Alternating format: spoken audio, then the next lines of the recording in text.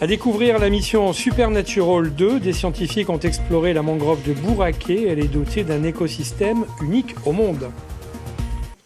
À la page environnement, du 7 au 15 mars dernier, une vingtaine de biologistes marins internationaux a participé à la mission Supernatural 2, pilotée par l'IRD, avec un objectif, étudier la mangrove de Bouraké, un écosystème unique au monde dans lequel les espèces vivent en dépit de conditions extrêmes. Caroline Antich-Martin, Gaël Etcheverry. Depuis 4 ans, Ricardo Rodolfo Metalpa étudie les coraux de la mangrove de Bouraké. Ici, l'eau est chaude, acide et pauvre en oxygène. Pourtant, les organismes marins survivent et même prospèrent. Cette situation inédite interroge les scientifiques du monde entier.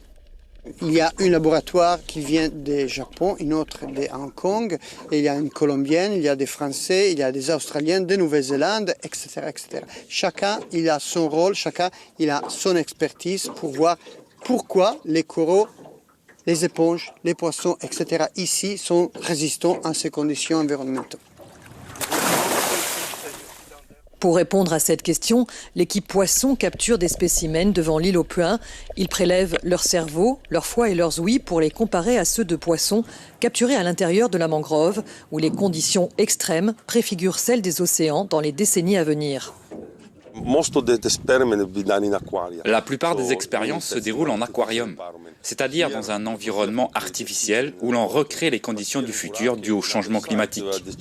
Ici, à Bouraké, nous avons la chance de mener les mêmes expériences en milieu réel. Je suppose que nous allons découvrir des signes d'adaptation chez ces poissons qui vivent dans ces conditions extrêmes. Retour à bord de la Lys, navire scientifique de l'IRD, où l'équipe de Ricardo étudie, entre autres, la respiration des coraux. Donc là, c'est vraiment une expérience par rapport à l'oxygène, mais on fait plein d'autres expériences pendant cette mission sur différents paramètres qu'on analyse également pour donc ensuite vraiment pouvoir comparer à la fin toutes ces différences qui existent entre nos différents coraux et essayer de comprendre un peu leur capacité justement à potentiellement s'adapter dans ce système qu'on a dans les mangroves. À la clé, cette question essentielle, les coraux de Bouraké se sont-ils acclimatés ponctuellement à ces conditions difficiles ou s'agit-il bel et bien d'une adaptation ? Les coraux pourraient avoir à leur intérieur l'ADN pour résister à des conditions qu'ils ont peut-être vécues dans le passé. En mémoire, il reste ça et au bon moment, dans un moment de changement, il peut, certains de eux, ressortir cette information et l'utiliser pour s'adapter. Prochaine étape, en décembre, pendant la période de reproduction, les scientifiques tenteront d'obtenir une nouvelle génération de coraux capables, comme ceux de Bouraké, de résister aux conditions extrêmes induites par le changement climatique.